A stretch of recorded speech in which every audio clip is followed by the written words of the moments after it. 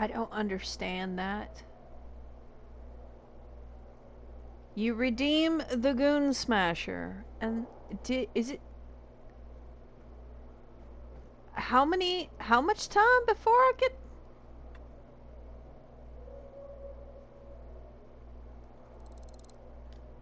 Would it?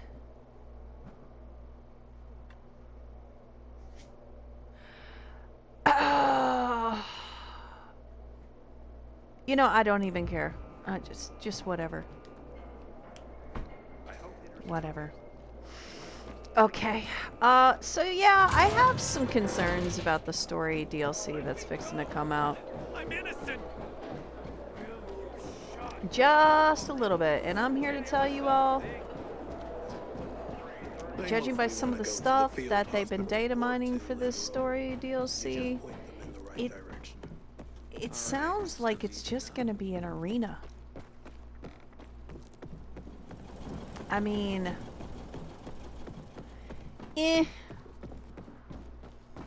but here's the loaded question. I mean, is this story DLC gonna be worth the $20 that Techland asked up front?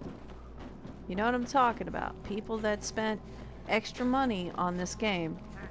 So they would be entitled to like at least one story DLC, right? That was the idea, right? So and it seemed weird to me, and considering the fact that it was delayed, I had a sneaking suspicion that, like, you know, Techland was expecting you to parkour challenge.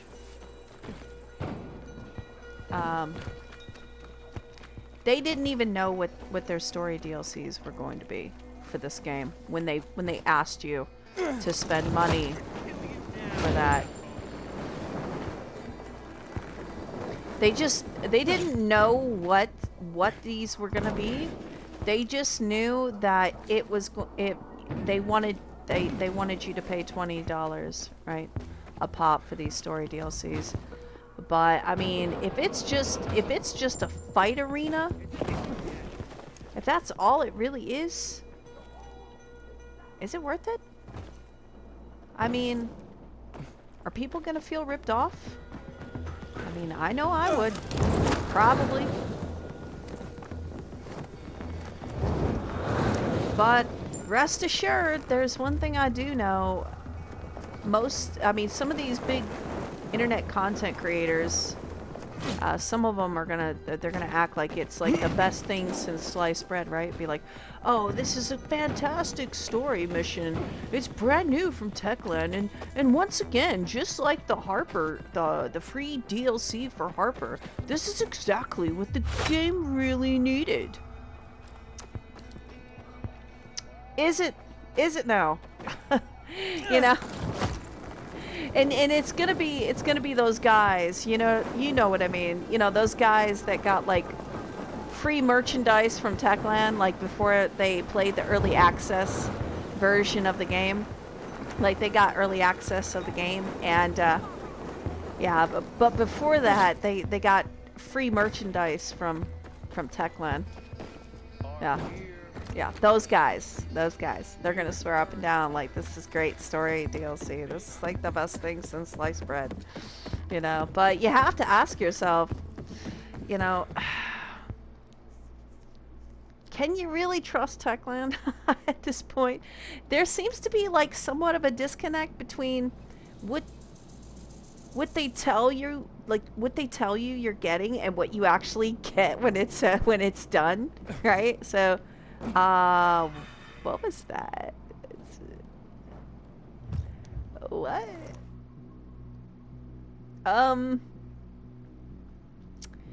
Yeah. I'm not going to be spending any more money on Dying Light 2 than I already have. I think giving Techland $60 was more than generous for the game they gave me. It took 5 months. But, you know, this game is finally getting into a playable state for my console. You know, the console that Techland wanted me to pay $60 to get a copy of this game for, you know? Yeah. Yeah. That console. Yeah. I could tell because it says PS4 on it, right? Like this game plays on PS4, and after 5 months, I would say it finally does play quite well on a PS4. Oh my gosh, that's just bananas. It really is nice to see how far this game has come. From a technical standpoint, it's looking very good. As a matter of fact, if you turn your internet off, it even, just ever so slightly, it does, like, the performance actually, it's an obvious boost, right? Because you're not connected to Techland's servers, so you're not causing the game to stress out more than it already does, right? So the game it has finally reached a moment where I can say, hey, I think this is really getting to the game, like getting to the point to where this is the experience that we were supposed to be getting for our consoles. Looking back, I thought to myself, I was like, if I was actually part of the team that was supposed to launch this game, and I came in to work with what was left of the development department, because some people did leave during this game's development. What was left of them, as we were scaling the game back, because this game has obviously been scaled back from a much, much larger vision. I mean, that castle right there kind of tells you a story, right? It tells you a story that there was something here, something much bigger. And it was probably justified. The decision to scale this game back was justifiable. But yeah, I would have had them continue to work on scaling the game back to condense it into the downtown and Haute Villador sections, right? Cutting out as much around it as possible, kind of condensing it to make it really ping quite well. And then I would have had them focus on continuing to work to polish the game and its mechanics, refining them to make this game as playable as possible upon launch. And if the lead developer poked his head through the door at some point, wailing, saying, "Oh no, they just came out with PS5 and new Xbox Series. We have to stop what we're doing, and we have to make sure that we have to make sure that the game is formatted for those generations. They're coming out right now, guys." I would have pushed his head back through the door, kind of like a Jack-in-the-Box sort of thing, like just push his head back through the door, close the door, turn to the team and say, "Stay the course. Just focus on PS4 and Xbox One. Is what you guys were doing, okay? Don't listen to him. He's panicking. I want you guys to finish making this game a solid experience for the current gen that we're working on." Because that's what this game was for. It was for PS4 and Xbox One. And then I would go through the door and I would calm him down, because he's hyperventilating, because he's thinking he wants to make the games as accessible as possible, right? Because they want that big money on launch. And I'd be like, "Listen, calm down. All right? We're going to launch the game on the current consoles that this game was meant for, okay? Let's not put more stress on the development team than's already there. Okay? Once we launch it, let people talk. Let them brag about the game. Let them express how excited they are about the game. Okay?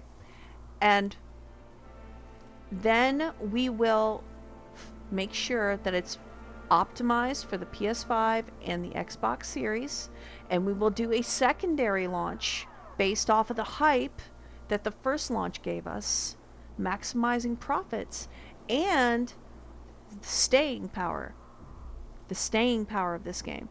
Because if we don't do it, if we make this game accessible to every platform under the sun, as you want to get in those sales,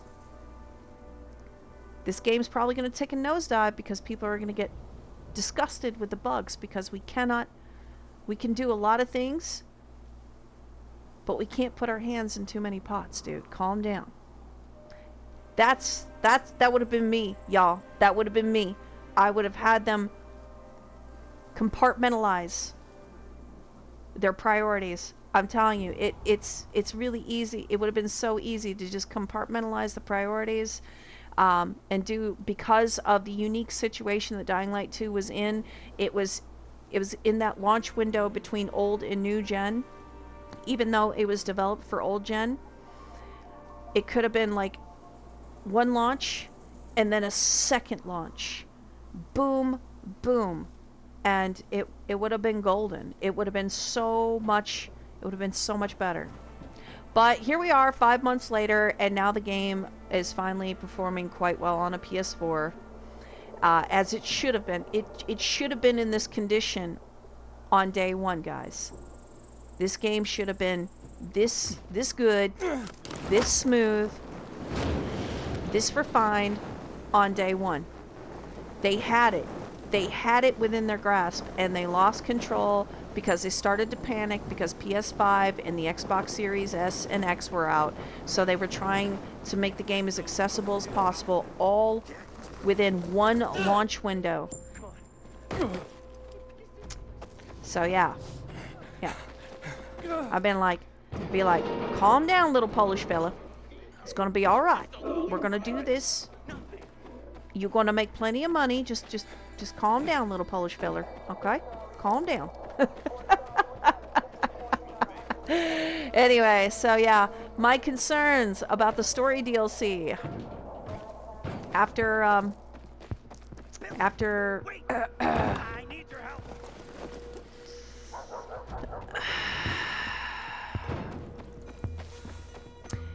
after seeing that Techland has developed somewhat of a I don't want to say they lied. I'm just going to say that they do have a habit of overselling or overhyping their games, you know. So I don't know.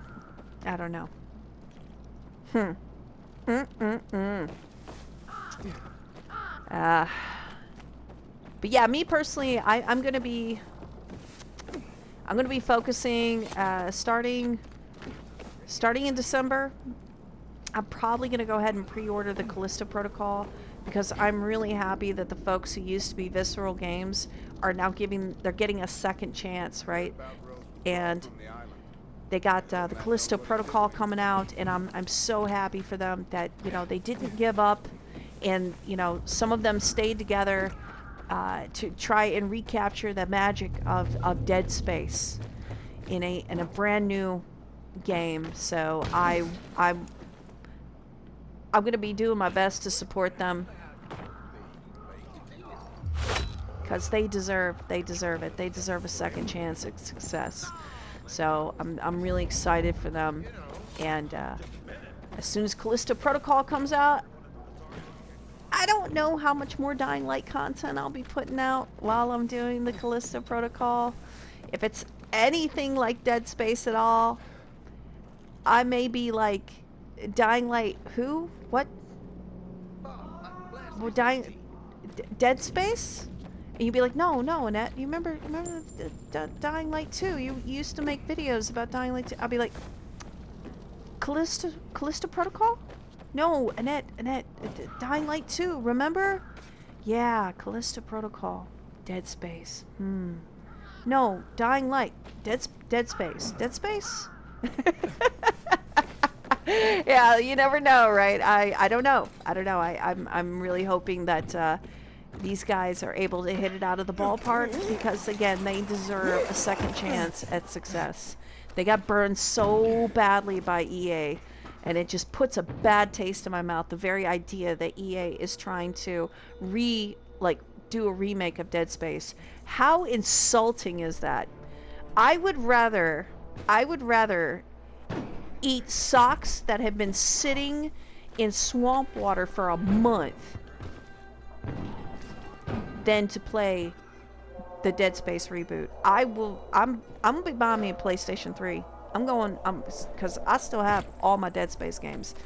I'll play them on PS3 before I will play anything EA throws in my face. You want me to play Dead Space, the remake? No, pass me the ketchup. I just found some really tasty swamp socks. I'll eat those, okay?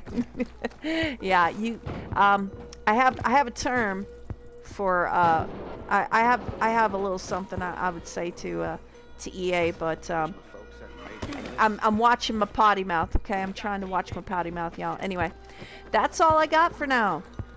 I am done meandering and jabbering on and on and on. So, with that said, good night and good luck, my honeys.